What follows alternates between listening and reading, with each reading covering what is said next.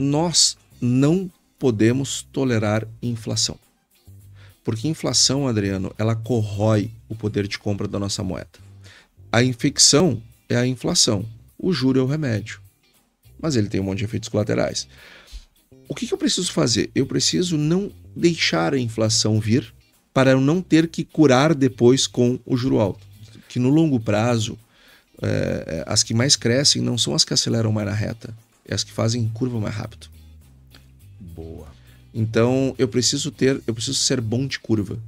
Bom de reta, Adriano, todo mundo é. Porque para o melhor cenário a gente já nasce pronto. Estourou uma terceira guerra mundial. Hipótese, tá? O que eu faço? De imediato. Tipo...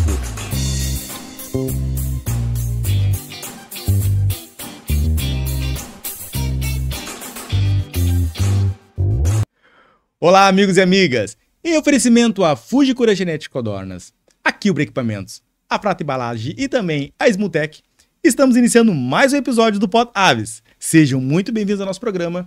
Eu sou Adriano Felizardo e nesse podcast nós vamos trazer diversos assuntos sobre avicultura. Assuntos como saúde animal, tecnologia, curiosidades, informação e muito mais. E hoje eu gostaria de agradecer aqui ao Antônio da Luz. É Antônio da Luz ou Antônio Luz? Antônio da Luz. Antônio da Luz. Nosso economista falando de agronegócio. Antônio, muito obrigado por você aceitar participar do Pod Aves. Eu fico muito agradecido e eu gostaria de conhecer um pouco mais o Antônio, mas antes disso eu gostaria de te agradecer. Não, eu que agradeço, Adriano. Primeiro, um prazer estar aqui no Pod Aves, falar para essa grande comunidade da avicultura, que é uma comunidade tão importante para a nossa economia. Total. Poxa vida, pessoal de aves, quando a gente olha o PIB desse setor, quando a gente olha a quantidade de empregos, a quantidade de renda e a complexidade dessa cadeia, porque tem muita gente que não trabalha com a ave, mas, por exemplo, os patrocinadores aqui, que eu já saúdo e parabenizo pelo apoio que estão dando ao Pod Aves. Poxa vida, são pessoas que trabalham lá na indústria, que estão longe da produção, mas ao mesmo tempo estão junto da produção, porque estão ajudando a produção a acontecer através da tecnologia que desenvolve, mas ao mesmo tempo está lá tendo a sua própria renda por conta daquela produção, seus empregos, seus impostos, tudo a partir daquela produção. Então é muito bacana ver a cadeia de aves, a complexidade que ela tem, o comprimento da cadeia que ela desenvolveu no país e a importância que ela atingiu para o mundo, né? Sem a produção avícola brasileira, o mundo não tem proteína. É, verdade. Antônio, muito obrigado novamente. Gostaria de te dar um brinde aqui. Muito obrigado. Brinde nosso. Pode abrir no ar aqui, enquanto você vai abrindo. Obrigado. Nós vamos falar um pouquinho dos nossos apoiadores aqui. Então, a Letícia vai nos ajudar a falar um pouquinho do nosso primeiro apoiador, que é a Fujikura. Letícia, o que a gente pode falar da Fujikura? No podcast Pod Aves, estamos sempre em busca no que há de melhor para a avicultura. E a Fujikura é o exemplo perfeito. Quando o assunto é genética de codornas, a Fujikura se destaca como líder em inovação e qualidade. Com um melhoramento constante em genética, a Fujikura garante resultados superiores e uma produção de alta performance. Escolher a Fujikura é investir em qualidade, excelência e futuro para sua granja. Fujikura, a revolução genética que transforma a sua avicultura. Certo. Então você que é avicultor, que queira uma genética de qualidade, pessoal, só é a Fujikura, tá? Fujikura hoje é a melhor genética de codornas, tanto para postura quanto para corte. Então, se você quiser uma genética de qualidade, é a Fujikura. Agora, se você quiser equipamentos de fato tecnológico de primeira linha, tô falando de quem? Só posso estar falando da Kilbra, né, pessoal? Então a Kilbra hoje é sensacional, empresa assim, ó, atendimento, latino-americana, atende em toda parte do Brasil, os caras são sensacionais. Kilbra, o que a gente pode falar da Kilbra, Letícia? Se você quer transformar sua granja em um verdadeiro exemplo de sucesso, precisa contar com o que há de melhor. A Kilbra oferece soluções incomparáveis em tecnologia, manejo, alimentação e climatização, garantindo máxima eficiência e resultados que superam expectativas. Com a Kilbra, você não só eleva sua produção, como também lidera o mercado avícola com inovação e segurança. Kilbra, a escolha certa para quem exige o melhor na avicultura. Certo. Agora, falando para quem faz a produção de ovos, né? Equipamentos de qualidade também, que faz a classificação de ovos, é a Smutec. A Smutec hoje é número 1 em classificação de ovos. Letícia, fala um pouquinho da Ismutec. No Pod Aves, a automação do futuro tem nome: Ismutec Avicultura. Apresentamos mais uma opção. A Ismutec Avicultura revoluciona sua granja com tecnologia suave e precisa, oferecendo automação de alta performance e manuseio simplificado, mais agilidade e eficiência no seu dia a dia. Soluções inteligentes para embalar, classificar e transportar ovos com máxima precisão. Atendimento especializado e pós-venda impecável, pois a inovação de verdade não termina na compra. Ela acompanha você em cada etapa. Ismutec Avicultura. Tecnologia suave, simples, eficiente e precisa para a sua granja. E para finalizar, nós temos quem? A Frato Embalagem, para quem ainda faz a produção de ovos, queira embalagem de qualidade PET, meia dúzia e dúzia, é a Frato Embalagem. Fala um pouquinho da Frato, Letícia. Se você busca soluções para embalagens de ovos, nossas bandejas plásticas PET são a resposta, com resistência e altíssima qualidade. São feitas com 100% de material reciclado, garantindo proteção e sustentabilidade para seus produtos. Com a Frato, você não só protege, mas se destaca no mercado avícola, alinhando eficiência e responsabilidade. Frato Embalagens, excelência e cuidado com o planeta. Certo, então. Agradecer aos nossos apoiadores, a Fujikura, a Kilbra, a Ismutec e a Frato, porque sem eles a gente não poderia estar criando esse conteúdo, recebendo aqui o Antônio, economista-chefe da Farsul. Que legal. Vamos falar um pouquinho, antes de nós entrarmos sobre o assunto, Antônio, eu gostaria... Você é doutor? Sou. Doutor? Então, desculpa, doutor Antônio. Não, eu não faço questão quando fora do meio acadêmico, eu sou o Antônio. Beleza. Não, mas sim, eu sou doutor, eu fiz meu doutorado em Economia e Desenvolvimento. Ótimo. Eu gostaria de conhecer o... Vamos lá, não, a gente faz... Não, pode botar aqui, vamos botar aqui. Isso, pode... Show, obrigado. Não, vamos lá. Aqui a gente faz ao vivo, não tem problema nenhum, Rafa, valeu.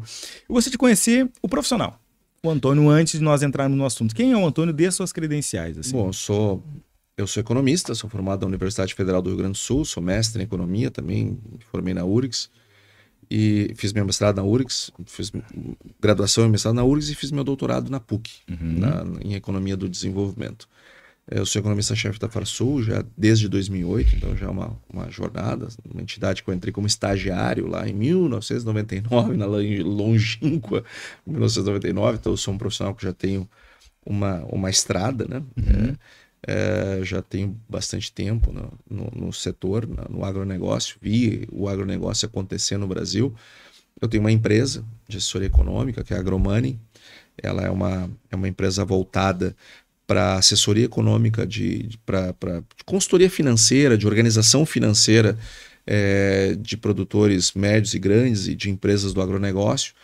E também nós damos assessoria econômica para grandes players brasileiros na parte de macroeconomia e de perspectivas macroeconômicas e perspectivas do agro.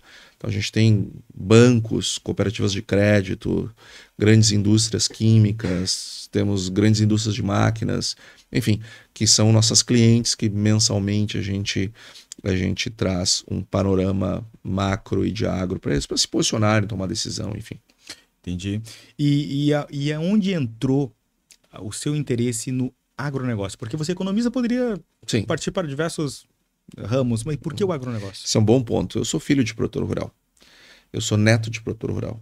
Eu sou bisneto de produtor rural. E então eu me criei no meio do agronegócio. Eu me criei com as pessoas do agronegócio. Então o agronegócio é minha comunidade. É uma questão de pertencimento. Inclusive, Adriano, ouvindo a tua pergunta, me lembrei, né? Quando eu estava na faculdade, lá no início dos anos 2000, no inicinho lá dos anos 2000, foi quando a XP surgiu. Pô, e todo mundo queria trabalhar na XP, porque a XP surgiu em Porto Alegre, onde eu fazia faculdade. E ela pegava todo mundo. E eu dizia, não, mas eu quero trabalhar com agro. As pessoas ficavam olhando, não, economista tem que trabalhar em corretora, tem que trabalhar no mercado financeiro, tem que trabalhar em banco. Não, eu quero trabalhar no agro. E as pessoas, elas não entendiam naquela época e hoje entendem, porque o agro bombou, ele funcionou. E então o agro sempre foi aonde eu tinha a sensação de pertencimento. Mas eu nunca tive, Adriano, o desejo de produzir, como meu pai fez, como meus avós fizeram. Isso nunca foi o meu desejo. Esse negócio de ir para a fazenda, de subir em trator, de subir no cavalo, isso não era respeito, entendo, acho divertido, mas acho divertido. Não é uma coisa que eu queria fazer da minha vida. E também, e é curioso, né? A gente olha para os pais da gente, a gente sempre se inspira. O meu pai, ele é médico veterinário. Então, meu pai chegava em casa, parecia que ele estava vindo da guerra. O veterinário hoje, eu digo que é um campeão, é um lutador, é um herói. E ele trabalhava com grandes animais. Então, não sei se posso falar esse termo, vou me arriscar. Ele chegava cagado, dos pés à cabeça, todos, né, quando em casa. Literalmente. Né? Então, o avicultor sabe do que eu estou falando, então eu posso falar. Literalmente, sim. E ele chegava cagado dos pés à cabeça. E eu me lembro que ele tinha a temporada de apalpar as vacas para ver se elas estavam prenhas e tal. Pô, eu me lembro assim do serviço, né? E eu olhava para aquele serviço, mas não é isso que eu quero na minha vida. E aí ficava com o braço inchado de fazer aquele trabalho. Isso, definitivamente não é esse trabalho que eu quero na minha vida. Então, eu sempre tive muito mais interesse da parte financeira do agro. Sempre me interessou mais o caminho do dinheiro do que o caminho dos animais ou das plantas. Então, eu fiz de uma coisa que era o que eu realmente gostava, que eu era vocacionado, que era cuidar de dinheiro, mas ajudando a minha comunidade, ajudando a comunidade da qual eu faço parte, que é a comunidade do agro, que é o produtor rural, que seja um agricultor, seja um pecuarista de grande porte, seja um pecuarista de aves ou suínos. Esta é a minha gente. É para esses que eu resolvi dedicar a energia do meu trabalho, os meus melhores anos de vida produtiva, foi para essas pessoas. Então, porque é a minha comunidade, mas a minha contribuição eu resolvi fazer de um jeito um pouco diferente do que a maioria. A maioria quer ir lá fazer acontecer. Eu queria auxiliar. É verdade. Mas, Antônio, isso agora, vou entrando no assunto, o que está acontecendo no mundo, Antônio? Porque eu estou muito preocupado com a questão global. Vamos falar um pouquinho de geopolítica. Estou muito preocupado com o mundo, com as tendências da humanidade hoje em dia, que está se tomando principalmente com a economia.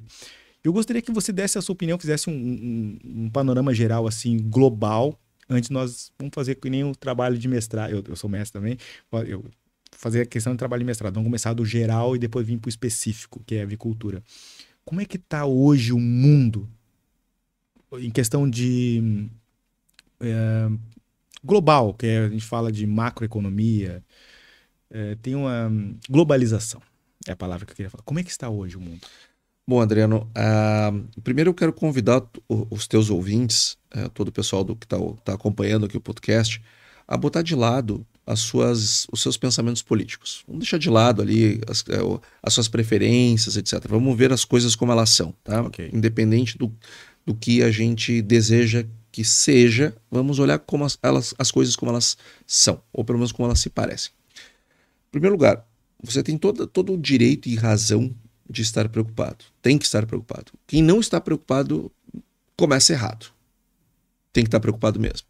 Por quê? Porque a avicultura ela é um setor altamente pujante, que há 30 anos ele era nada, e hoje ele é uma grande potência global. E se nós nos tornamos uma potência global em avicultura, eu preciso olhar para o que está acontecendo no mundo.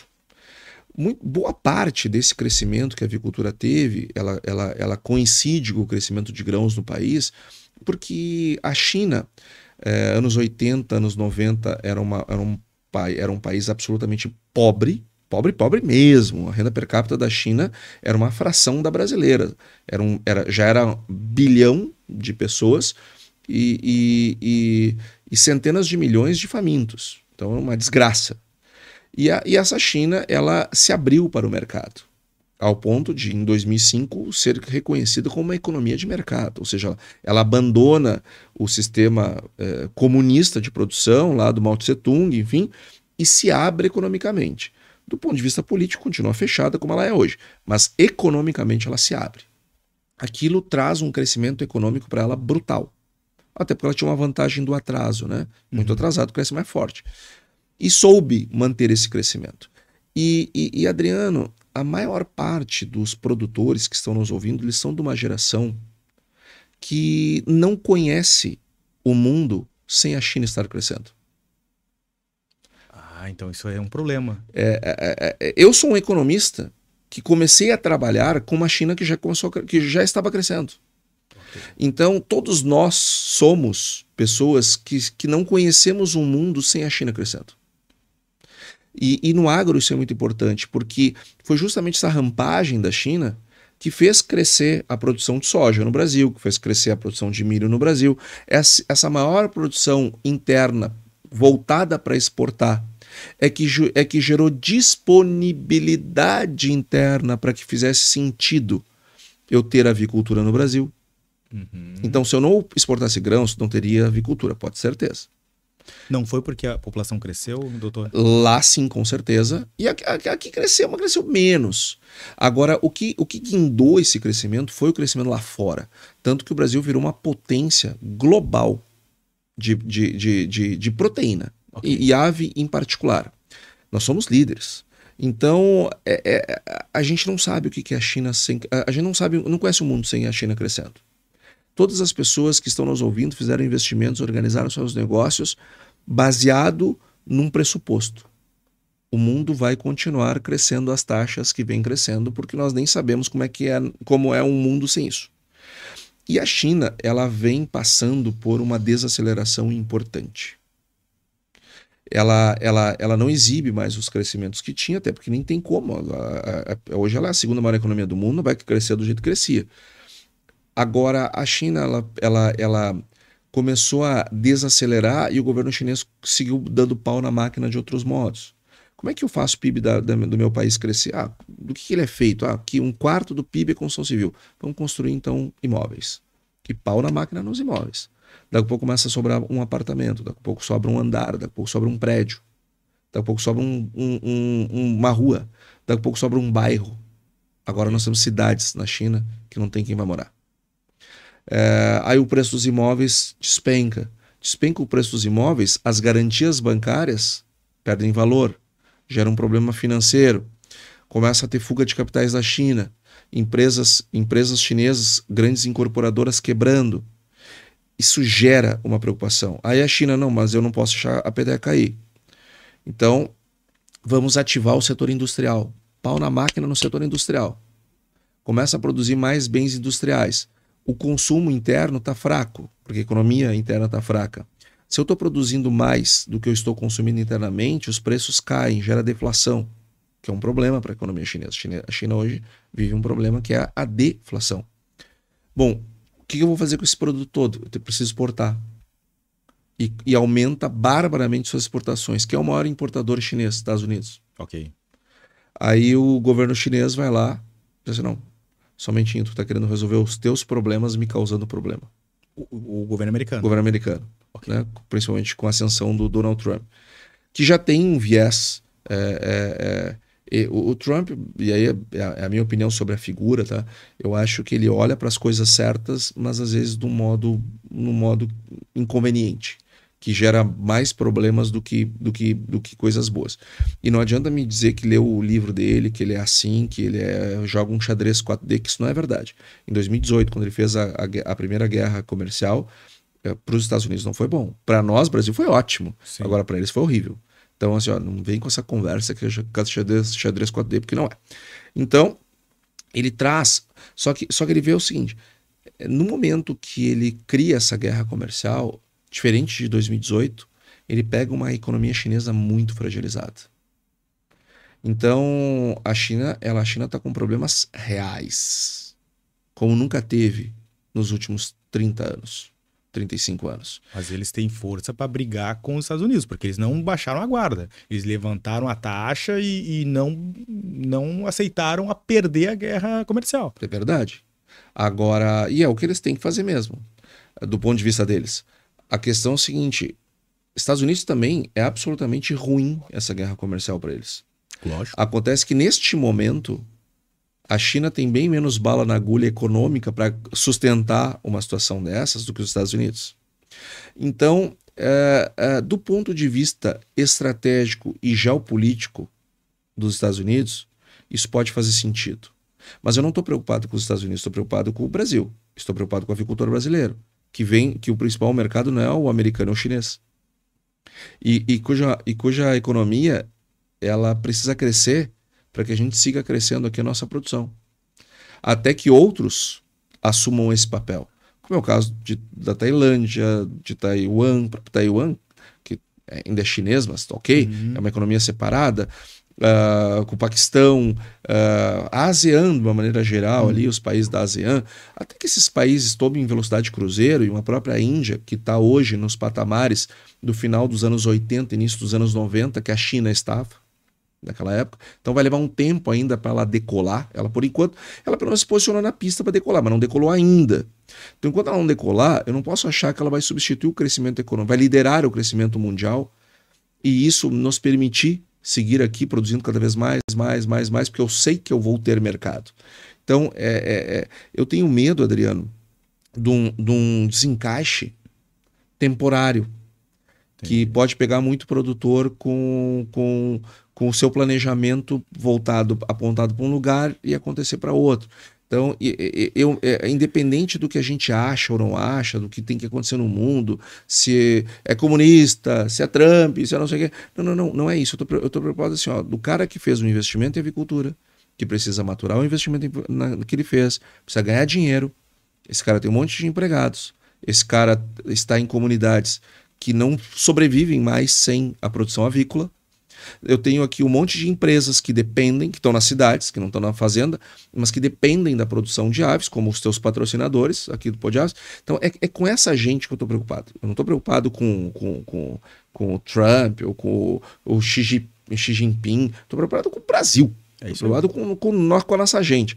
Então, do ponto de vista geopolítico e geoeconômico, sobretudo, nós precisamos ter no radar. Então, qual é a minha mensagem, qual é o meu recado para o teu ouvinte? Tenha no radar que a economia chinesa está bastante fragilizada e o Trump foi lá e deu uma bofetada nos caras, tá? Num momento de fragilidade.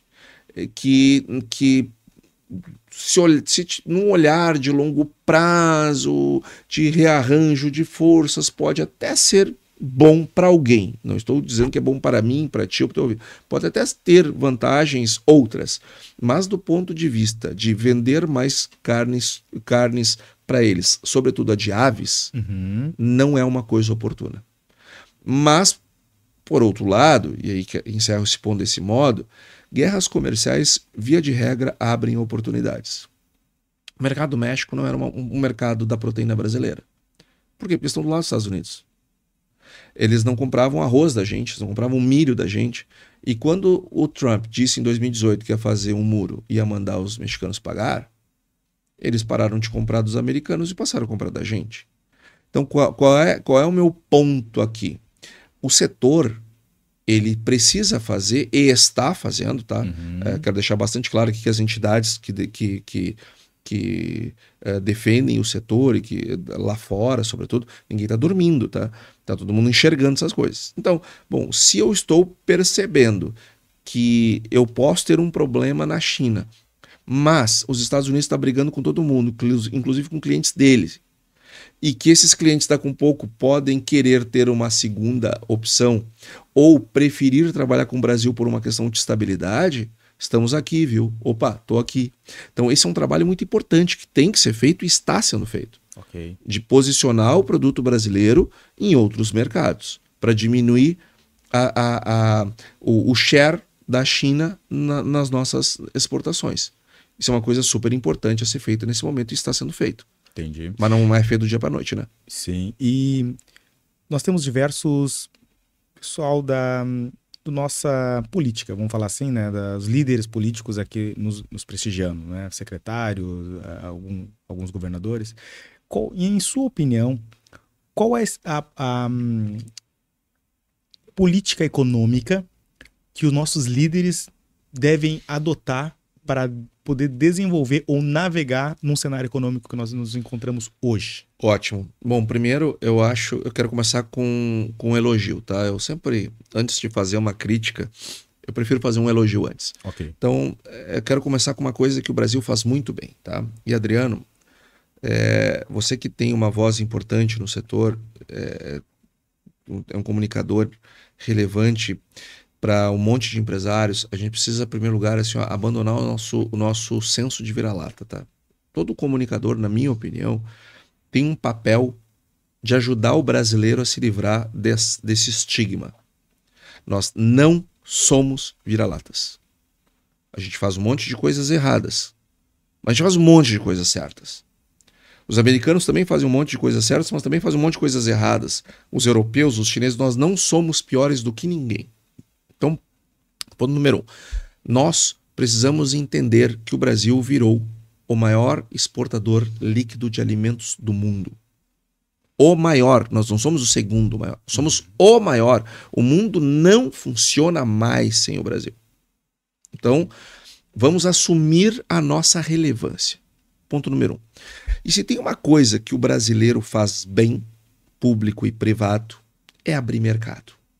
Porque tu não chega num país XPTO, eu empresário aqui, vou chegar lá e vou bater de porta em porta. Não funciona desse jeito. É uma missão.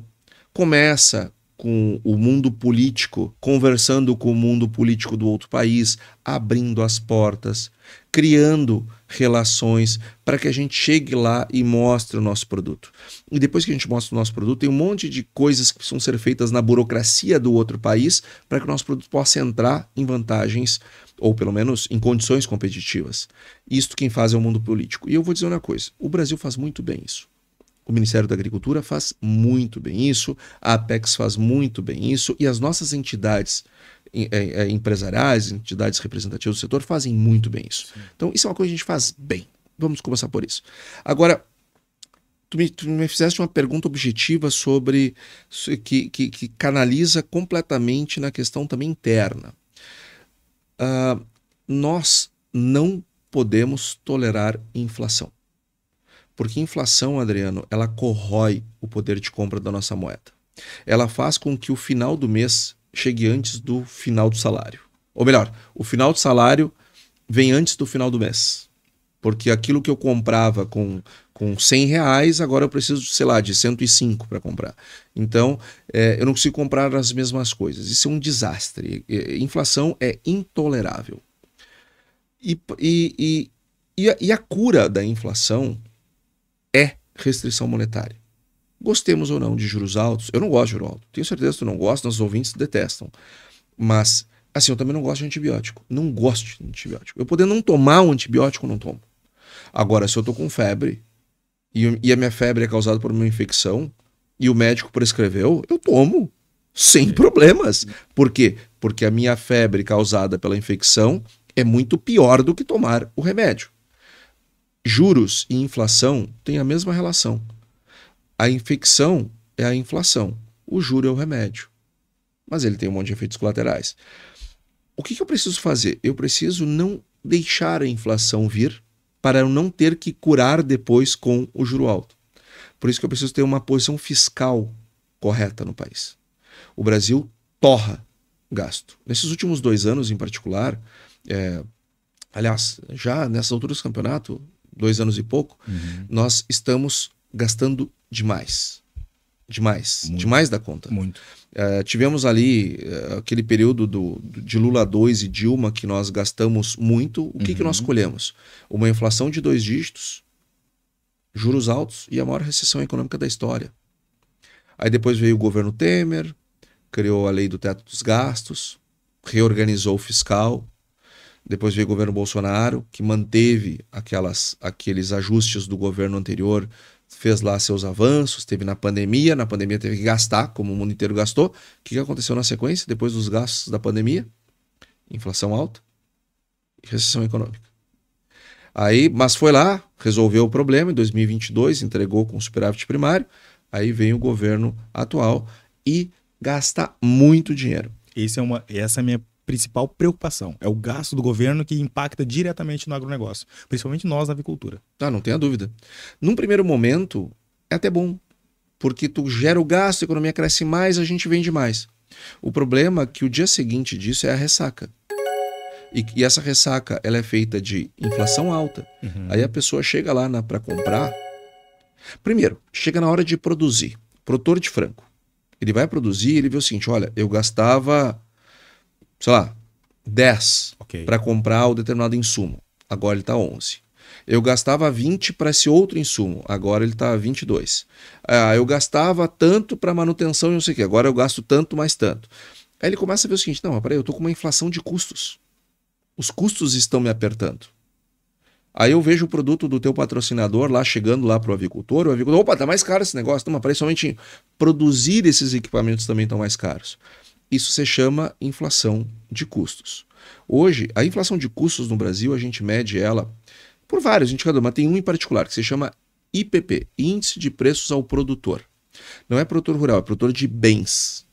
A inflação, e ela é medida pelo IBGE. Assim como o IPCA é medido pelo IBGE ao nível do consumidor, o IPP ele mede a inflação de custos, também pelo mesmo IBGE. Nós estamos acima de 9% a inflação no Brasil para produzir. Então a inflação para produzir está mais alta do que a de consumir. Logo, eu vou ter mais pressão para a pressão do consumidor. Aí o avicultor chega para a indústria com o seu pressionada pelos seus custos.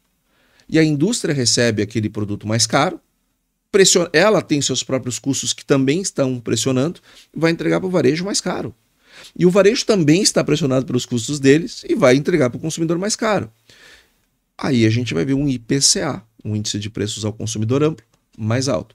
Só que o cara vê o seguinte, não, mas com a minha renda eu não consigo consumir as mesmas quantidades que eu consumia de proteína animal num cenário desses. Eu vou ter que consumir menos. Então a inflação para a gente é um desastre. Mesmo que eu tenha um pico de crescimento de demanda quando o governo está gastando bem, e eu ainda não estou com a inflação, é a mesma coisa na festa. Na festa, uma bebida adicional àquela que eu já bebi, me adiciona um bem-estar maior, mas ela aumenta a minha ressaca do dia seguinte. E a ressaca é muito mais duradoura, né? Todos nós sabemos disso. A gente fica um dia, 2 com ressaca, e a festa ali são 2, 3 horas. Então, a ressaca é muito mais duradoura. Na economia também. Então, a gente passa a ter uma inflação alta, que tira a renda das pessoas, e para curar aquela inflação tem que botar depois um juro alto. Aí eu prejudico o crédito, aí as pessoas travam o investimento, aí eu não invisto mais, eu não cresço mais, as pessoas ficam com menos crédito ao consumidor, e assim por diante eu entro num espiral negativo econômico. E aí eu passo 2, 3 anos ruins. Então tu vai ver, ano passado crescemos bem, agora já estamos crescendo bem menos. No dia que nós estamos gravando esse podcast, saiu as vendas do varejo relativas ao mês de abril de 2025.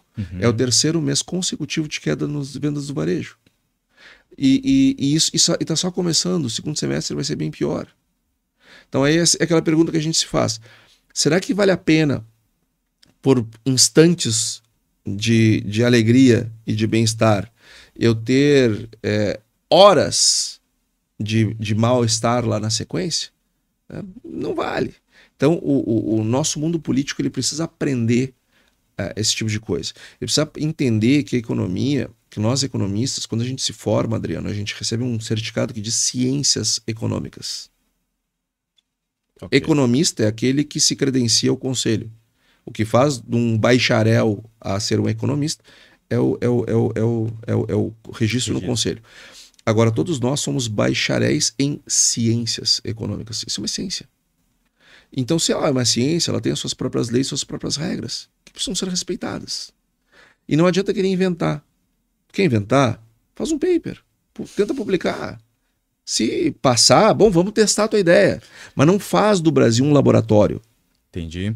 E, doutor, uma questão que eu vi, nós fizemos há pouco, mês passado, uma gravação no Espírito Santo. Eu entrevistei o secretário, o Enio Bergoli, também o Nélio, tá? Ele é o diretor da Associação de Avicultores lá do Espírito Santo. E Espírito Santo, por ser um estado pequeno, existe uma interação enorme, tá? Entre governo, a associação entre os avicultores e avicultores, tá? E aí uma pergunta sua, quero saber a sua opinião pessoal, é como que o avicultor, eu falo avicultor, mas também o produtor rural, tá? Pode se unir ao governo, ao seu órgão regulador, para poder superar essa instabilidade global que nós estamos enfrentando hoje. Ótimo.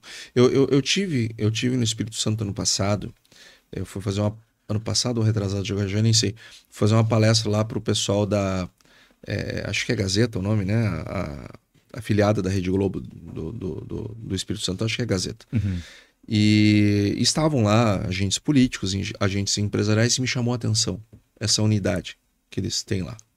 A interação entre eles é maravilhosa. Tipo assim, o Enio Bergo, ele conhece muitos avicultores, ele vai nas propriedades, o Nélio também, da Associação dos Avicultores. Eu fico impressionado com a sinergia que eles têm.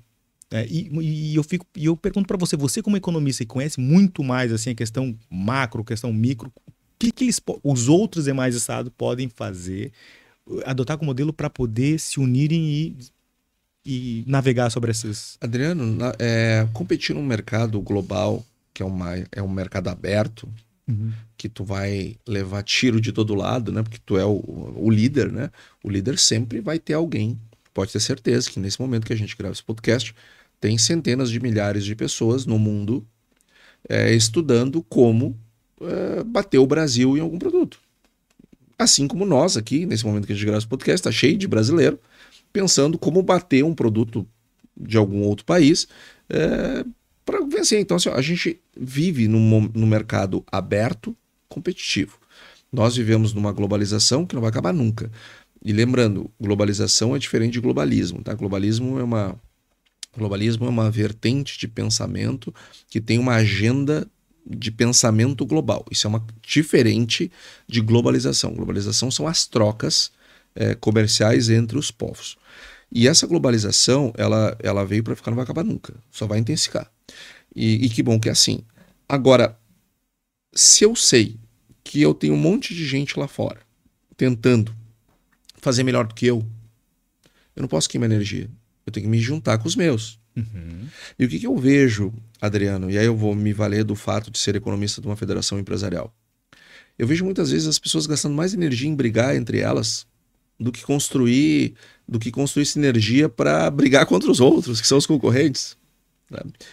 Às vezes, assim, por causa do interesse pessoal, de uma pessoa tem uma ambição de assumir um determinado cargo, de um determinado setor, ela começa a fazer críticas que são muito mais no sentido de desunir as pessoas do que propriamente construir um ponto de vista para algo que as pessoas não estão enxergando.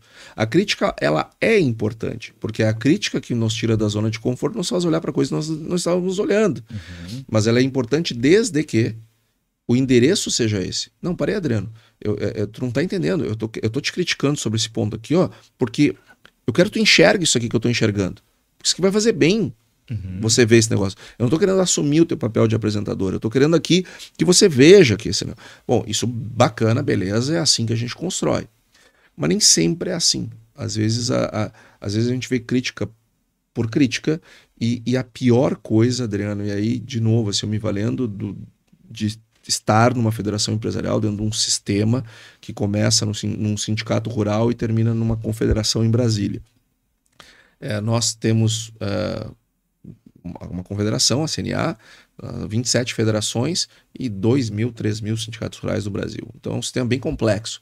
E eu posso te dizer assim, com certeza, os maiores atrasos que a gente tem em cadeia, que eu vejo, não só no meu sistema, mas em todos, são brigas de pessoas que querem o mesmo objetivo e brigam entre elas. Isto é um problema. Por isso que eu acho que o Espírito Santo é um belo exemplo do que fazer bem feito. As pessoas precisam se unir. Se eu não estou satisfeito com o presidente da entidade que me representa, antes de querer criticar o cara e antes de pensar em tirar o cara do lugar, eu tenho que pensar o que eu posso fazer para ajudar. Como é que eu posso fazer essa entidade trabalhar melhor?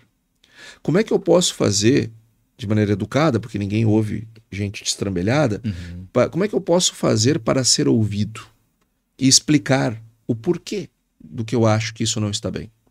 Porque às vezes a maioria das pessoas que chegam nesse patamar, pessoa mal educada ninguém ouve, tá? Ninguém dá bola. Agora, pessoas bem educadas e que vêm com uma crítica, a maioria, elas, quando se aproximam, elas terminam ouvindo umas coisas do tipo, é que assim, ó, tu não, beleza, mas tu não tá entendendo que tem isso, da onde tu tá enxergando, tu não tá conseguindo ver isso. Daqui a gente tá vendo isso, e o cara, poxa, é mesmo, não sabia que não podia, não sabia que tinha essa regra, não sabia que tinha essa relação, não sei o quê. Opa, obrigado, beleza, aprendi. Às vezes não, às vezes o cara fura a bolha. Não, e o cara, mas é mesmo, tem uma coisa boa aqui. Quem sabe vem pra cá ajudar. Eu acho que a gente tem que trabalhar. Eu gosto muito do modelo americano. O modelo americano é extremamente pragmático. O cara quer resultado e quer dinheiro. É isso aí. E às vezes no Brasil eu vejo que a gente está mais preocupado em aparecer, em ocupar espaço, e ter uma trajetória política, seja ela em entidade, seja ela política eleitoral propriamente dita, do que ter o objetivo final que é ganhar dinheiro. A gente tem que ganhar dinheiro. Nós somos um país pobre, Adriano. É isso aí. A gente precisa vencer a pobreza. É isso aí. E a gente vai vencer a pobreza só gerando riqueza. O que mata a pobreza é a riqueza. E o que eu acho muitas vezes que nós temos vergonha de dizer, quem é bem-sucedido tem vergonha de dizer que é bem-sucedido, isso eu acho um problema. Mas passando para outro assunto questão do avicultor, do grande avicultor, daquele mega empresário que é bem-sucedido, qual é a primeira preocupação que ele deve, na sua opinião, que ele deve ter mais atenção nesse cenário atualmente? Adriano, sabe que quando eu olho assim para a avicultura e vejo o grau de complexidade que esses caras atingiram, eu vou te dizer um negócio, ó, esses caras não é mais problema para eles produzir. Se tem uma tecnologia lá no raio que o parta do país XPTO, esses caras conhecem. Eles têm acesso. Isso parece assim, que cai de graça, né? Pô, isso não caiu de graça. Esses caras trabalharam muito para chegar nesse ponto. Nossa. Pô, o que a cadeia fez, cara, isso é de uma riqueza incrível. Porque é um obstáculo competitivo tu saber o que os caras fazem e por que tu é melhor ou por que tu é pior. Nós já vencemos isso. Temos que nos manter, tá? E é difícil se manter. Mas a gente conseguiu. Eu acho que o grande desafio desses grandes empresários é entender o quanto as questões macroeconômicas são relevantes para o negócio deles. Esse é um ponto. Que o tiro nem sempre ele vem do lugar que tu está esperando. Às vezes o cara tá lá preocupado com uma gripe aviária, tá preocupado com o fornecimento de um determinado insumo, e eu não estou dizendo que essas preocupações não são válidas. Elas são muito válidas. O que eu quero dizer é que essas preocupações são o default do sistema. Isso tem que estar ali sempre, tem que ter gente cuidando dessas coisas. Agora, ele precisa compreender que um aumento de inflação persistente não é amanhã que vai dar o problema na venda dele. Vai ser daqui a uns meses. E às vezes vem crises que são absolutamente previsíveis. E ele não se organiza em termos de volume de oferta e termina depois vendendo mais barato, etc. O que eu quero dizer é o seguinte, que o mercado ele não é só reta, ele também tem curvas. E uma empresa, eu não acho que no longo prazo as que mais crescem não são as que aceleram mais na reta, é as que fazem curva mais rápido. Boa. Então eu preciso ser bom de curva. Bom de reta, Adriano, todo mundo é. Porque para o melhor cenário a gente já nasce pronto. A gente nasce pronto para saber encontrar o mamilo da mãe para mamar, tá no instinto, e a gente nasce pronto para o bom cenário. O difícil é a gente trabalhar no cenário ruim. Então a gente precisa cuidar mais das curvas. Pô, tá subindo o juro nos Estados Unidos, que impacto que isso tem no meu negócio? Tá reduzindo o juro nos Estados Unidos, que impacto tem no meu negócio? Guerra no Oriente Médio? Um conflito no Oriente Médio, que é um super demandador dos nossos produtos, que impacto que isso tem? A própria guerra na Ucrânia também, o conflito na Ucrânia. Outro, né? Porque daí, vamos fazer um conglomerado aqui. Estados Unidos contra a China, Ucrânia contra a Rússia, Irã contra Israel. E aí o avicultor tem que ter a aptidão de saber aonde isso vai me impactar. Na sua opinião, aonde impacta diretamente e aonde impacta, vai ter um tipo efeito cascata? Os efeitos imediatos, né? Logística. Ninguém quer passar por um canal que tem o risco de você levar um míssil desses mísseis aí que os caras carregam nas costas, né, no ombro e tal, que já tem longo alcance para pegar, né, que o pessoal do Iêmen ali tem essa tecnologia, por exemplo, e são lobos solitários, são caras que não têm uma organização, não conseguem negociar. Então, poxa, todo mundo tem medo. Logística é um impacto que eu tenho direto. Eu tenho impacto cambial. Eu tenho impacto de demanda de curto prazo. E no longo prazo, quando eu olho para esses conflitos, eu fico pensando o seguinte: uma destruição de países, né, é uma destruição de ativos. São países que vão crescer menos. E se vão crescer menos, se eu estou destruindo a atividade econômica, a capacidade deles de gerar atividade econômica, eu estou acabando ou diminuindo a capacidade desses caras de consumir, de crescer o seu consumo lá na frente para mim. Então, isso tem impactos. Vamos lá, outras coisas. Inflação. Inflação tem um mega do impacto na avicultura. Nossa. Juros tem impacto na avicultura. Vendas no varejo, confiança do consumidor. Os PMIs, que são consultas feitas em gerentes de compras. Todas essas coisas são PIB. São coisas do dia a dia nosso, economistas, que quando é engraçado, assim, Adriano, às vezes eu vou conversar com empresários, os caras dizem, pois veio essa crise, né? Ninguém estava esperando. Não, calma, cara, ninguém estava esperando em termos. Quando a gente olha a economia todo mês, quando a gente se habitua a olhar os indicadores macro, por exemplo, te disse já, no dia que a gente grava esse podcast, estamos pelo 3º mês consecutivo vendo queda nas vendas do varejo. Quando é que o empresário vai sentir isso na pele mesmo, assim, segundo semestre? Bom, eu já sei disso. Porque eu sou gênio? É óbvio que não. É porque eu estou olhando para esses indicadores. E aí a gente vê as coisas acontecerem em câmera lenta, porque a economia é em câmera lenta. Sim. O problema é que quando eu não estou dando atenção para isso, quando eu noto, já está um problemaço instalado. E aí eu investi quando não tinha que investir, eu acelerei quando tinha uma curva. E o contrário também é verdadeiro. Às vezes eu estou machucado por conta de uma crise e eu entrei na reta e levo tempo para me dar conta que estou na reta. Aí eu não acelero, eu estou lá paradinho ali, numa velocidade baixa, quando eu deveria estar acelerando.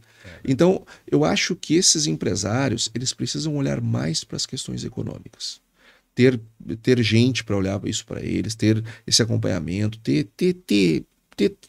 ter um olhar sobre isso, que é o que faz o cara... Se tu olhar um grande empresário do setor industrial, todo mundo faz isso.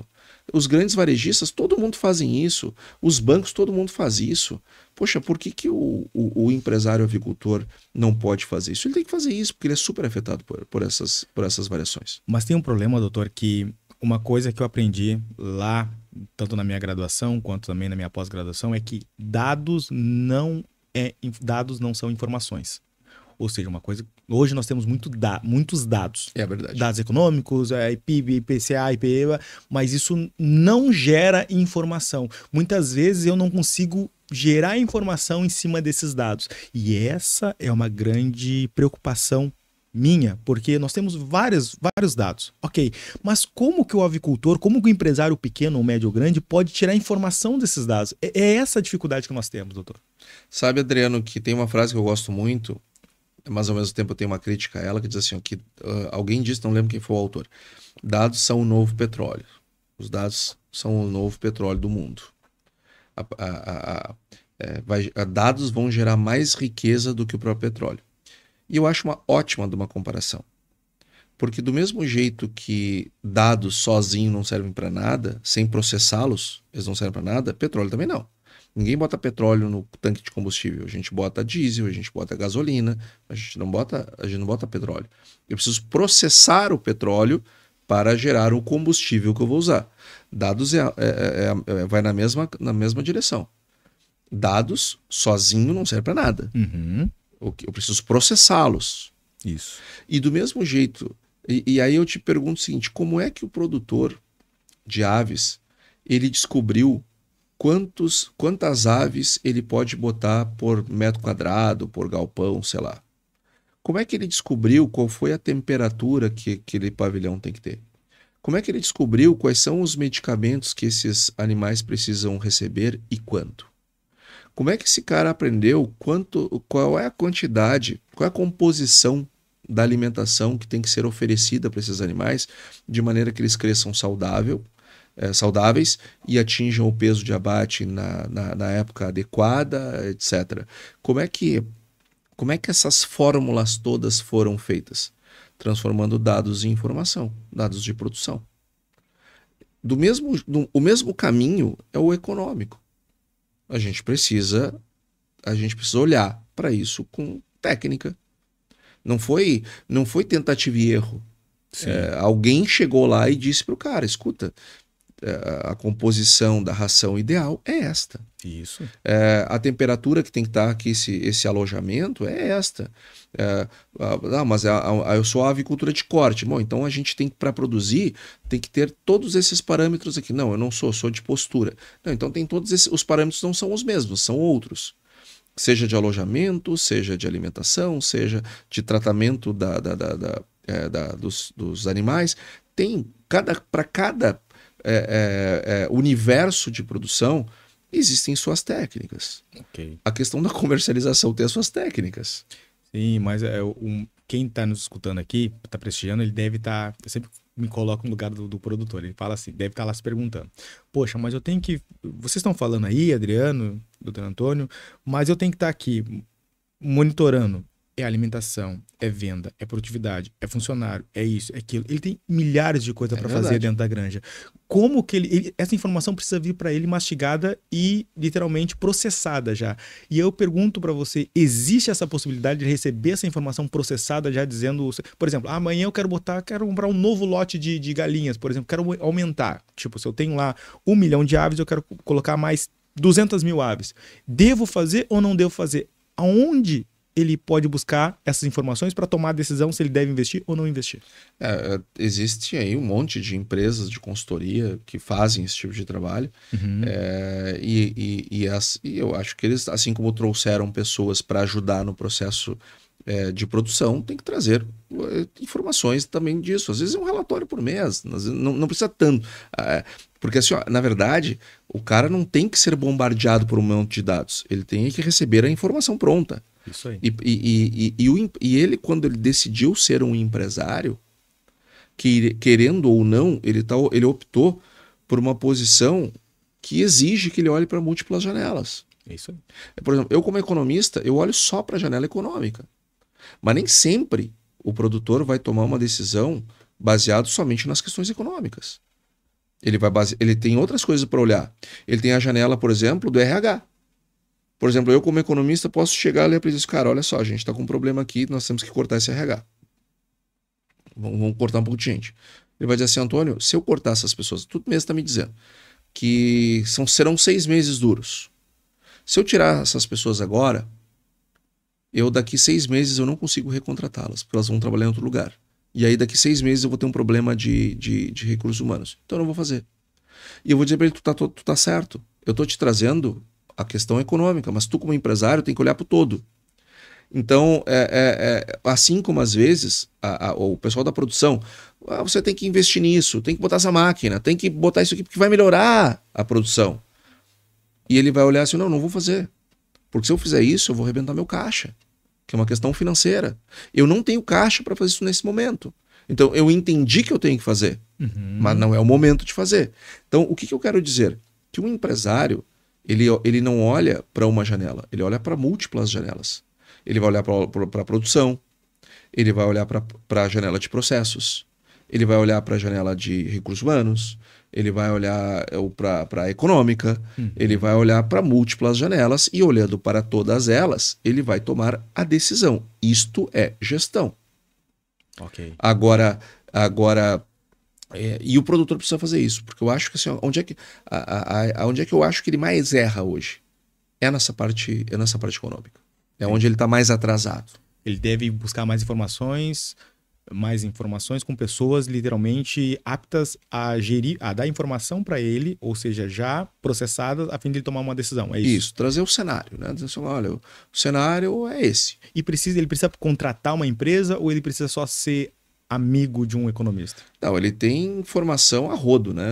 Disponível de graça, né? No mercado, tem os canais especializados, enfim, tem muita informação gratuita. Mas ele tem que querer olhar para isso. Beleza, ele deve. Ele um tem dever. que querer olhar para isso, né? Eu já vejo mais como um dever, ele deve olhar. Tem que olhar para isso, claro. O produtor de aves precisa saber o que está acontecendo com o preço da soja e do milho em Chicago. Ele precisa, no mínimo, né? Precisa olhar o que está acontecendo com o câmbio no Brasil, porque isso vai impactar o custo de matéria-prima dele. Ele precisa observar o que está acontecendo com as exportações, ele precisa olhar para o mercado interno brasileiro, se está crescendo ou está encolhendo, porque este é o mercado, esses são os mercados dele. Até o petróleo também. O petróleo, tudo vai influenciar no custo. Ele precisa olhar para os níveis de inflação, porque isso vai bater lá na porta dele, ali na frente, seja no consumo, seja na hora de produzir. Então tem muita informação de graça. Então ele precisa acompanhar, ele precisa olhar para essas coisas, saber que isso é relevante. Posso lhe dar um cenário, um teste aqui de fogo? Vamos lá, vamos fazer hipóteses, tá? Sou empresário. E vamos partir de uma hipótese que estourou uma terceira guerra mundial. Hipótese, tá? O que eu faço? De imediato. Tipo, Estados Unidos decretou guerra contra a Rússia. Tá? Aí vai entrar a China, aí nós vamos ser convocados também. Estourou uma terceira guerra mundial. O que eu faço? Primeira medida. Reze, né? Reze para que ela termine logo, né? E que não usem artefatos nucleares. E aí depois terminar as tuas orações. Eu acho que a primeira coisa que a pessoa tem que fazer é não recolher os flaps. Não vai investir, não vai fazer nada. Vai ficar parado. Ok. Porque a gente não sabe o que vai acontecer num cenário desses. Segundo lugar, orienta o teu governo a ter uma posição de neutralidade. Para o Brasil não tem nenhuma vantagem de nós entrar em guerra nenhuma. Okay. O Brasil o Brasil como fornecedor de alimentos, no caso de um conflito, a gente não tem que tomar lado. Nós temos que fornecer os alimentos para os 2 lados, 3 lados, quantos lados tiverem. Então, o Brasil não pode tomar um lado num conflito. Nem no comercial ele pode tomar lado. Que, aliás, eu acho que foi um erro do governo brasileiro ter ido fazer a visita ao Xi Jinping e ao Putin num momento de guerra comercial tão acirrada como nós estamos vivendo. Eu acho que o presidente Lula passou um sinal para os Estados Unidos de que lado ele está. Eu acho isso muito ruim. Por quê? Porque os Estados Unidos... Nós, em primeiro lugar, nós somos ocidentais. Nós somos Ocidente. Isso. A nossa cultura é ocidental. Nós somos um país que divide com os demais países ocidentais valores ocidentais, como liberdade, como democracia, como o nosso modo de vida, ele é como ele é porque nós somos ocidentais. Ponto. Só que, do ponto de vista comercial, não faz nenhum sentido para a gente. Porque se o mundo se divide e nós somos o maior exportador líquido de alimentos, eu não posso ter nenhum obstáculo a continuar sendo o maior exportador líquido de alimentos. Então não tem que me posicionar. E eu acho que foi muito ruim esse posicionamento. Então, pegando a tua pergunta e trazendo um exemplo prático, né? A gente não tem que se posicionar. Então, a primeira coisa é assim, não se posicione como setor. Nós temos que vender o nosso frango, a nossa proteína, para quem quer que seja, para quem esteja disposto a comprar ela. Segundo lugar, nós precisamos focar em logística num cenário desses. Porque entregar produto num cenário desses fica muito complicado. O mundo fica perigoso. O mundo fica complicado. Então saiba que num cenário desses, mesmo que surjam oportunidades maravilhosas, e surgem, tá? Guerras trazem oportunidades, a primeira coisa que eu tenho que fazer é pensar em como que eu faço para manter a minha produção e não expandir a minha produção, de jeito nenhum, num cenário desses. Só depois que essas coisas estiverem resolvidas, rota, demandas, isso e aquilo, que eu posso pensar em expandir. Então, uma guerra, um conflito é péssimo, só traz problema para o mundo, e para a avicultura não seria diferente. Aí a gente entra no modo sobrevivência, né? Como é que eu faço para o meu negócio ficar vivo? Não é nem como é que eu faço para ele crescer. Ok. E a questão de troca de governo, doutor? Porque nós tivemos agora uma troca de governo, até tipo, um estava indo para o norte, outro estava indo para o sul, é troca de governo totalmente, igual aos Estados Unidos, por exemplo, né? Estados Unidos, isso é uma questão, apesar de eles terem um projeto econômico, tá, e de crescimento de longo prazo, mas entra, de vez em quando, entra lá um presidente, um líder, vamos falar, um líder que adota políticas diferentes da anterior. E o empresário, ele tem essa dificuldade. Por exemplo, olha, agora nós estamos indo para o leste, aí entra o outro, agora vamos para o sul. E aí você fica nesse limbo. Tipo, porque quando vai para um lado, você tem que adotar uma estratégia. Quando vai para o outro, você tem que adotar outra estratégia. O que o empresário pode fazer, na sua opinião, e como economista, de se precaver para as trocas de governo? Ótimo. Esse assunto é apaixonante, eu acho que esse assunto dá um podcast só sobre ele. Mas eu vou tentar aqui, da maneira mais sintética possível, explicar um pensamento. Adriano, o que tem em comum os Estados Unidos, a China, estão pegando países de polos bem distintos, a Inglaterra, a Alemanha e a Rússia? O que esses países que eu citei, poderia botar a França aqui também, poderia botar outros, mas esses 5 em particular. O que esses países de polos totalmente distintos, eles têm em comum? Uhum. Esses países sabem exatamente o que eles querem do mundo, eles sabem o que eles querem tirar do mundo para eles, e eles sabem como que o mundo deveria ser, na opinião deles. Eles têm uma agenda para o mundo. Se eu dominasse o mundo, a música que tocaria seria essa. As pessoas iam dançar esta música. E o que eu posso tirar do mundo para mim hoje? Eu posso tirar isso, isso, isso, isso. Estes 5 países sabem exatamente o que eles querem para o mundo e o que eles querem do mundo. Ou seja, eles têm uma agenda clara. Na Rússia não troca governo. Na China não troca governo. Uhum. Mas nos Estados Unidos troca. Na Inglaterra troca. Na Alemanha troca. E a agenda continua a mesma. Isso que eu noto, que eu acho maravilhoso. Não importa, tipo assim, entrou o governo de esquerda ou de direita, lá não interessa. A meta vai ser cumprida. Ele tem que cumprir a meta. As agendas de esquerda e de direita, elas são agendas paralelas à agenda de Estado. Então, eu vou discutir varejo, não vou discutir atacado, na agenda aqui a colar. E o Brasil, ele discute atacado e varejo. Então, vamos lá. No mundo, ninguém mais discute governo gastar mais do que arrecada. Governo gerar desequilíbrio fiscal. A esquerda mundial não discute isso. É isso aí. Porque ela sabe que não pode. Se olhar a agenda da esquerda, a gente vai ver, não, eu vou gastar mais com uma agenda mais social, beleza. Uhum. A agenda de direita, não, eu vou gastar mais para incentivar a economia para essas pessoas se desenvolverem sozinhas, sem precisar do social. Agora, nem direita e nem esquerda discute e gasta mais que arrecada. A discussão do desequilíbrio não é uma discussão de esquerda e de direita.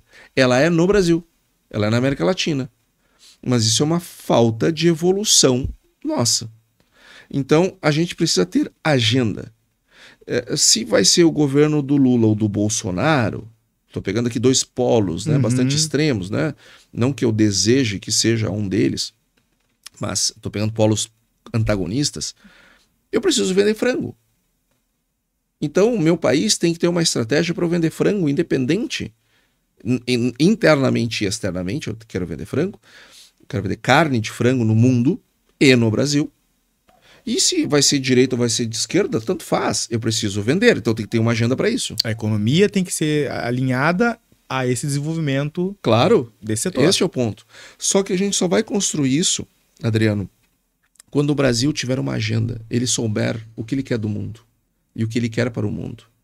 E hoje nós somos um país que na condição de maior exportador líquido de alimentos do mundo, a gente senta numa mesa que poucos países sentam, que são os países que dão as cartas. O Brasil hoje é um país que dá carta, porque sem alimento do Brasil o mundo não funciona. O mundo funciona sem França, o mundo funciona sem Itália, o mundo funciona sem o Canadá, o mundo funciona sem a Austrália, o mundo funciona sem a maioria dos países, o mundo funciona. Agora, sem Estados Unidos, o mundo não funciona. Gostas? Não importa o teu gosto. O mundo não funciona sem os Estados Unidos. O mundo não funciona sem a China, porque ela é a indústria do mundo. O mundo não funciona sem Inglaterra, o mundo não funciona sem Israel, pela tecnologia que eles fazem, e o mundo não funciona sem o Brasil. Ponto. O Brasil está ali naqueles 6, 7 países do mundo que comandam o espetáculo. O problema é que nós não sabemos sentar à mesa, nós não temos modos à mesa. Por quê? Porque a gente é um cristão novo naquela paróquia. A gente não sabe se comportar ainda como tal. Só que a gente precisa aprender. E essa agenda não vai vir do Bolsonaro, não vai vir do Lula. Isso não vem de político, isso é de baixo para cima e não de cima para baixo. Pois é, doutor, mas aí não tem que ter um órgão maior que os presidentes para poder dizer, olha, vocês podem presidir, mas vocês não podem fugir dessa ideologia. Eu acho que não, Adriano, eu acho que a gente precisa um amadurecimento, porque o amadurecimento político não virá se não houver um amadurecimento da sociedade. E o empresário tem um papel nisso. Eu vejo muitos empresários abraçados em determinadas candidaturas políticas. Está errado. Me perdoa, mas eu acho que está errado. Eu acho que o empresário ele tem que sentar para conversar com o governo que estiver de plantão. É isso aí. E ele tem que fazer isso, lógico, que eu não estou falando ele indivíduo, tá? Ele como indivíduo, ele faz o que ele quiser. Eu estou falando ele como grupo. Como empresa. Né? Como empresa, como CNPJ. E dessa CNPJ, da união delas, que são as entidades. Pô, eu não posso, como entidade, tomar partido. Porque se vai ser o governador A, B ou C, se vai ser o presidente XPTO, eu vou ter que sentar para conversar com esse cara, para defender os interesses do meu setor. Isso aí. E eu preciso convencer o cara da minha relevância e da relevância das atitudes dele para o meu negócio. Porque, então, ou seja, só que isso só acontece se eu tiver uma agenda clara. Qual é a agenda da avicultura? É fazer isso. Nesse ano, no ano que vem isso, e daqui 10 anos a gente quer estar em tal lugar. Bom, esta é a agenda. Eu preciso apresentar para todos os candidatos. Ah, mas eu não gosto do Bolsonaro. Ah, eu não gosto do Lula. Então tu faz o seguinte, dá essa agenda para outro falar com essa cara que tu não gosta, porque tu não tem condições de fazer esse trabalho. Não te posiciona. Vai lá cuidar do teu negócio. Não te mete nisso, porque isso não é para ti. Se tu gosta ou não gosta, é irrelevante. Tem que conversar com as pessoas. E no momento que a gente começar a colocar os interesses empresariais à frente dos interesses políticos e ideológicos, essa agenda vai começar a surgir naturalmente. E aí nós vamos respeitar mais e ser respeitados. E aí nós vamos começar a discutir varejo e não mais atacado. Como faz os Estados Unidos, como faz a Alemanha, como faz a Inglaterra, como faz... A Rússia e a China é um pouco diferente, porque são autocracias, mas aí a agenda anda independente das mudanças. Nós vamos ter a alternância de poder. Isso faz parte da democracia. O que eu não posso é ter alternância de agenda. Porque quem não sabe para onde vai, qualquer caminho serve, né? Quem não tem rumo não chega a lugar nenhum. Não há lugar nenhum, fica andando em círculos, né? É verdade. E hoje, na sua opinião... Podcast, eu gosto de podcast, porque podcast é opinião. Não quer dizer que isso é certo ou está errado. Mas hoje, o agronegócio, ele tem uma boa comunicação com as lideranças atuais? Eu acho que sim. Eu acho que a gente evoluiu muito no agronegócio. Muito mesmo nesse papel. Por exemplo, o governo hoje não vai a lugar nenhum no mundo sem levar junto a CNA, sem levar junto a BIEC, sem a BPA. Tô pegando aqui o pessoal da proteína, né? Sim. Dos grãos tem outros, enfim. E troca governo, e muda governo, e tá todo mundo junto. O Ricardo Santini vai vir aqui no podcast. Ele é gaúcho, vai vir aqui no podcast. Eu gosto muito do Ricardo. O Ricardo faz um trabalho fantástico, tá? Aliás, quando ele estiver aqui, por favor, entrega um abraço meu para ele. Eu gosto muito do Ricardo, eu sei que ele também gosta muito de mim. Então, o Ricardo é um empresário brilhante no negócio dele e um dirigente brilhante. E é isso que a gente precisa. Competente, né? Eu imagino, tá? Eu imagino que o Ricardo Santini tem as suas preferências políticas. E ele manifesta as preferências políticas deles de 2 em 2 anos quando tem eleição. Ele vai lá, vota no João, vota na Maria, vota no Pedro, na Joana. Ok, mas ele como dirigente da associação que ele representa, ele vai sentar com o Lula, com o Bolsonaro, com o Tarcísio, com o Haddad, com quem quer que seja. Por quê? Porque eu preciso representar os interesses do meu setor. É isso aí. A minha ideologia é a proteína animal. E o mesmo a gente vê lá na CNA, a gente vê na BPA, BIEC, etc. Então, isso é um amadurecimento. Mas é um amadurecimento recente. Isso, sei lá, tem 10 anos, 15 anos, não mais do que isso. Os americanos têm 200 anos disso. E a gente está vendo isso acontecer na cúpula.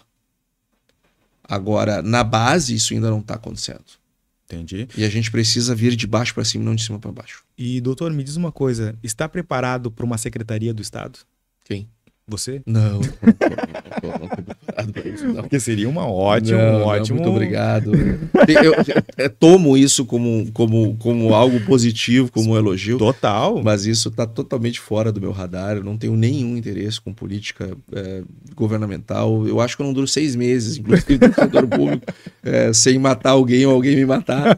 Então, eu acho que a minha contribuição é como economista, é do jeito que eu estou fazendo. Eu acho que eu tenho algum tipo de contribuição.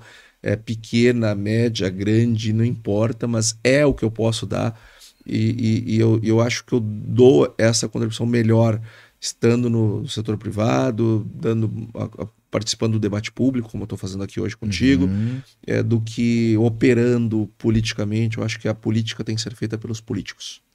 Verdade, mas eu acho que você tem um ótimo posicionamento, um ótimo conhecimento, poderia agregar ainda mais à sociedade e eu sempre... O tempo passa muito rápido, infelizmente. E não perguntei praticamente quase nada do que eu tinha aqui. Eu falei demais também. A culpa é minha. Não, mas que bom que você fala. O problema é quando não fala. Você veio aqui para falar. A gente quer saber a sua opinião. Mas a pergunta que eu sempre faço para todos, tá? Todos mesmo, qual é a dica que você gostaria de ter recebido no seu começo profissional que você daria hoje? Vou melhorar ainda mais a pergunta. Se você entrasse numa máquina do tempo hoje e se encontrasse com você no primeiro dia de faculdade, qual a dica você daria para você? Nossa, daria tantas dicas que eu não sei nem por onde começar. A mais importante. Eu sempre fui uma pessoa muito ansiosa, né? Eu sempre tive uma sede de amanhã muito grande. E eu acho que isso me ajudou. Eu não tiro mérito disso. Mas às vezes o excesso de ansiedade faz com que a gente tome decisões equivocadas. Então eu olharia de novo, por exemplo, da reta da curva, sabe? Velocidade de reta é importante, mas o que ganha a corrida é a curva. A gente saber se posicionar, a gente saber entender como o mundo funciona além daquilo que a gente está enxergando na frente do nariz, que é a grande dificuldade jovem, né? Que era, voltando no tempo, se eu pudesse ser jovem de novo, e pudesse levar de volta para trás uma habilidade que eu adquiri com o passar do tempo, era tentar entender como que o mundo funciona de verdade, além daquilo que me parece, além daquilo que eu enxergo no palmo que está à frente do meu nariz. Eu tentar entender o Adriano antes de achar que o Adriano está certo ou errado, eu tentar entender o Adriano. O que ele representa, o que ele busca, quais são os objetivos dele, por que ele está ali. Então, às vezes, quando a gente faz esse exercício, a gente constrói muito mais. Entender por que aquele cara tá ali. Não, o Adriano tá ali por quê? Não, por que ele faz o Pod Aves? Onde é que ele quer chegar com isso? Não, qual é a finalidade disso? Não, eu quero levar a informação, eu quero gerar o debate, eu quero ajudar as pessoas a ter uma visão mais rica sobre... Bom, se eu entender o Adriano e onde ele quer chegar, eu consigo me posicionar muito melhor e ajudar o processo, e isso faz com que as pessoas sejam mais úteis.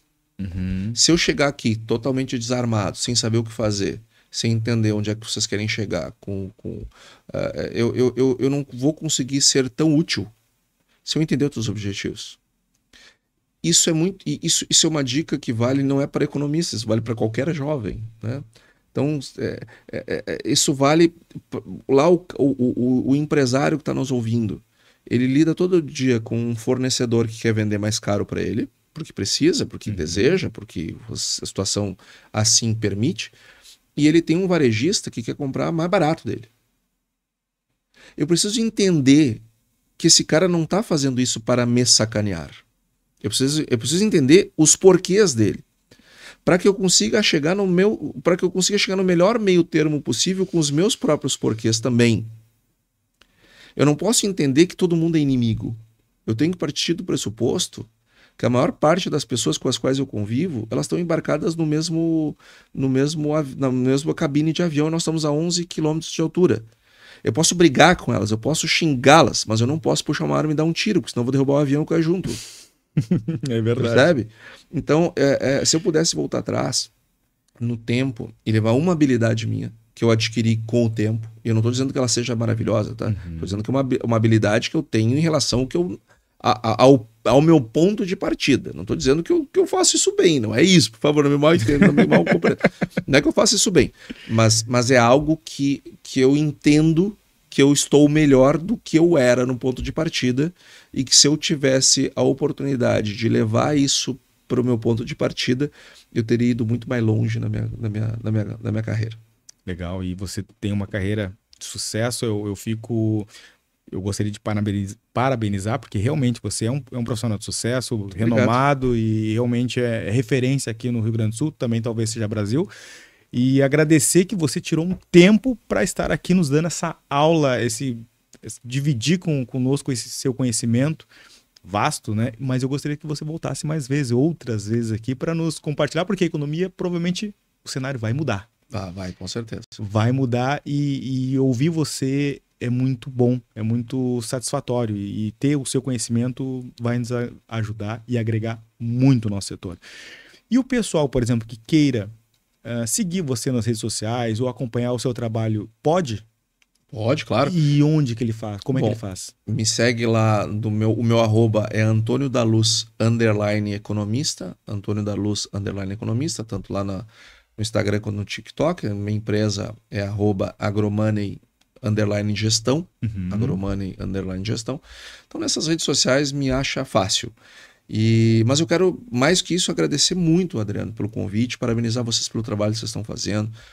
A avicultura precisa disso. A avicultura, acho engraçado, as pessoas tratam a avicultura como uma agricultura familiar. Do ponto de vista do manual do crédito rural, ela é. Agora, na prática, ela não é. Nós somos um setor altamente pujante, relevante. Sem a agricultura feita pela avicultura brasileira, o Brasil fica menor, principalmente no mundo. Se a gente não produzir aqui, não se desenvolver aqui, não é o brasileiro que vai ter problema, é o mundo. Esta oportunidade que nós construímos, ela gera muita responsabilidade. Esse povo tem muita responsabilidade nas costas. Sim. Então, seja com o PIB dos seus municípios, seja com o PIB do Brasil, seja com a alimentação humana global. Olha o que essa gente tá representando no mundo. Exportando. Sim. Exportando. Exportando cada vez mais valor agregado, cada vez mais conhecimento. Então, é um setor que orgulha o nosso país, que me orgulha em particular. Eu tenho orgulho de ver a avicultura brasileira desenvolvida do jeito que está. Eu tenho orgulho de quando eu saio no país, e aqui com todo respeito, tá? Eu sei que vocês tem ouvintes internacionais, com todo respeito, por favor, não me tenham mal, mas assim, às vezes eu saio do Brasil, e eu quando saio do Brasil, é óbvio que eu vou pro supermercado para ver as coisas, né?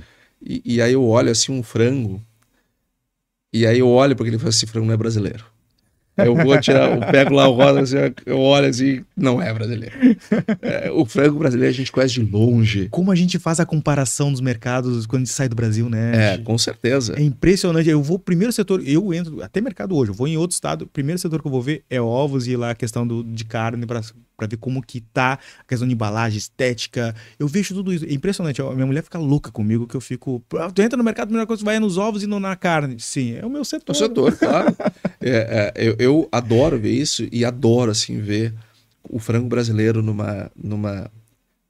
quando bota lá no refrigerador, enfim, Na gôndola lá. na gôndola refrigerada, a gente nota que os supermercadistas mundo afora colocam o produto brasileiro em evidência.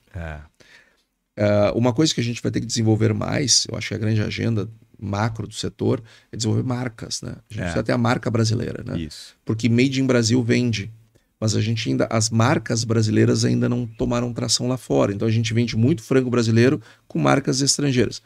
Isso eu acho que é uma coisa que é o próximo passo que o setor fará. Agora, tu já vê o produto brasileiro em evidência lá fora. Isso é muito bacana. Sim, eu quero Isso é muito legal. Eu quero trazer o pessoal da Perdigão, Sadia, os diretores, os CEOs aqui, para a gente poder falar literalmente sobre isso. A marca brasileira tem que estar bem evidente lá fora. O pessoal tem que saber que aquele frango é brasileiro, que aquele ovo, né, in natura que a gente vende é brasileiro, ou em pó, ou in natura. Nós temos que desenvolver mais a nossa publicidade, mais o nosso produto e melhor a nossa cultura. É verdade, é isso aí. E eu acho que vocês estão fazendo isso muito bem através do Pod Aves. Acho que é uma forma de unir, de somar, de compartilhar. E eu não tenho dúvida que um setor que ganhou essa importância, ele precisa ter canais de qualidade para se informar, para se desenvolver. Vocês estão fazendo um baita trabalho. Parabéns, Adriano. Parabéns a toda a equipe. E eu agradeço muito o convite. Para mim foi uma honra estar aqui e estou sempre à disposição de vocês. Muito obrigado. Então, você que chegou até aqui, nosso muito obrigado. Agradecer os nossos apoiadores aqui. Não são patrocinadores, são apoiadores. Agradecer a Fujikura, a Quilbra, a Frata Embalagem, também a Smultec. A todos vocês, nosso muito obrigado, nosso valeu. Segue lá no Instagram, segue também o doutor no Instagram. Lá no YouTube, se inscreva no YouTube. Nosso muito obrigado, nosso valeu. Tchau, tchau.